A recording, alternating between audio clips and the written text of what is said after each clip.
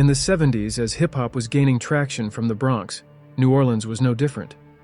They came up with their own twist to the sound. They called it bounce music.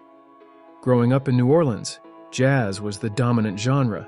So when bounce music hit the scene, it took the youths by storm. It was electrifying. One of them was Mia Young.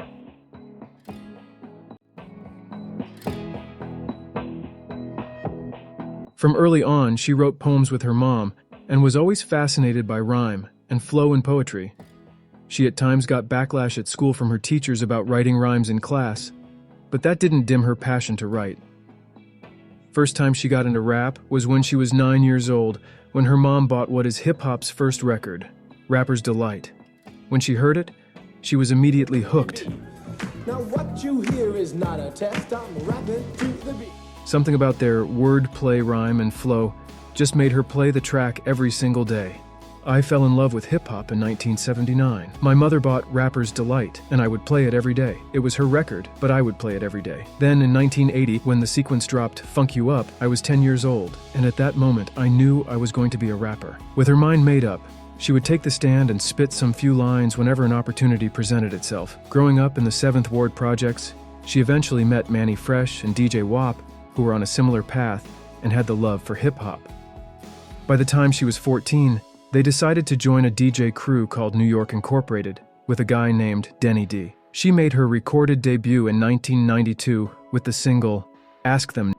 She went on to release Da Payback, which despite its status as the #1 selling local record of 1993 at Odyssey Records, did not generate any income for her. But luckily, she caught the attention of rapper and CEO Master P, who wanted her in on his group True. She became the first female rapper to be signed to No Limit Records. As a result, she became known as No Limit's First Lady. Mia X wasted no time after joining No Limit. She began working earnestly on her debut studio album that was released a year later. Sadly, it was a flop, and it gathered no momentum to appear on any Billboard chart. Though Mia X's debut album did poorly in sales, she got some attention for being the first female rapper of the label, which earned her the title Mother of Southern Gangster Rap. In '97, however, some major odds were in her favor. Alongside Master P signing a record distribution deal, Mia X had garnered significant buzz by featuring in singles alongside other No Limit artists who were popping at the time. The likes of C Murder, Mystical, Silk the Shocker, and many others. Seizing this perfect opportunity, Mia X released her second album, Unladylike. The album peaked at number 21 on the Billboard 200, marking not only Mia's success, but also a significant win for her label. When I'm finished doing this rap thing, because Mama can't rap too long, I want to go to school for business law. The album's compelling lyrical flows drew massive attention to No Limit Records. What was more impressive was that after 2 weeks of its release, it was certified gold by the RIAA. Spawning from the album, or a single, such as What You Want to Do and I'm a Shine, her success solidified her status as a premier female MC from the South, with the ability to go head-to-head with any MC on a track, regardless of gender. Transitioning into the late 90s, Mia X continued her momentum by releasing her third studio album titled Mama Drama. Mama Drama was certified double platinum the following year after its release. To date, the album is her first and last to ever hit platinum status. Now, like it was the usual No Limit record style. When a rapper pops, you boost their mainstream success by featuring them in films. She made appearances in films I'm About It and I Got the Hook Up. So at this point, she was in a new height in her musical career, and with the stage set, she was set to take over the rap scene and become a dominant name in the industry. Her career was at an all-time high. However, sometimes life has a way of humbling even the most successful of beings. Before my mom died, she wanted me to know my sister and know my blood in Dallas. Tragedy struck as she lost both her parents. According to Mia X, she narrates it as, her father drove 18-wheelers. On that tragic night, to avoid hitting a driver, he stepped on his brake, and it caused the trailer to jackknife, and they plunged into a 20-foot ravine. Her mother died in the accident, while her father was lucky to survive. However, 5 months later, as he was leaving a party, he got killed. The reasons behind the murder remain unknown, but as if all this wasn't enough, Just 8 months later, her grandmother passed away.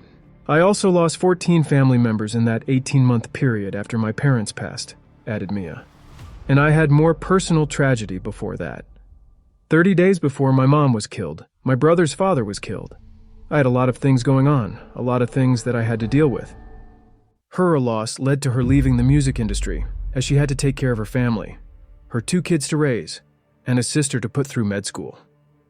Her career in music just didn't seem as important. She, however, mentioned that she didn't split up with No Limit Records, as they still kept in touch, and she never planned to leave the music industry permanently. But with the dissolution of the No Limit roster due to Master P pursuing NBA as a career, Mia X got into real estate besides ghostwriting for other hip-hop artists. Mia X appeared on C Murder's 2008 release Screamin' for Vengeance, on tracks titled Mijita and Posted on the Block. She released a mixtape in 2010 titled Unladylike Forever, after battling and having successfully beat uterine cancer.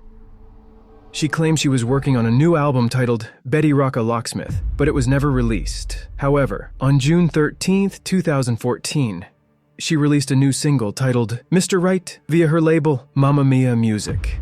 Owing to her long line of cooks in the family, cooking was a significant part of Mia's life, even when she was fully concentrating on music. Mia X launched a cooking business called Team Whip Dem Pots, aiming to inspire people to cook instead of relying on fast food.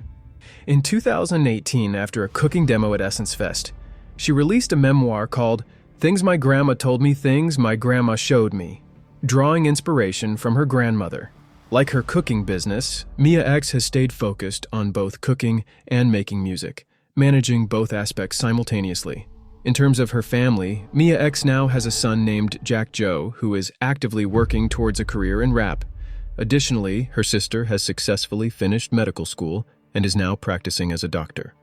So my grandmother used to say stuff like, your pocketbook don't make him stay. But she didn't say pocketbook. I'm saying pocketbook because we're on TV. Your pocket. Mia X is a great example in the music industry. She became the first female rapper at No Limit Records and faced challenges with determination. Besides her successful rap career, Mia X managed a cooking business, authored a memoir, and balanced family responsibilities. Her journey shows that she's not just a talented artist, but also a versatile and inspiring individual in the entertainment world. We wish her all the best in her life endeavors. Thank you guys for watching. Hope you found the content informative, and may God bless us all. Love. And I hear this cookbook is unconventional. You said there's a couple of curse words in it? Too many curse words. How do you get curse words in a cookbook?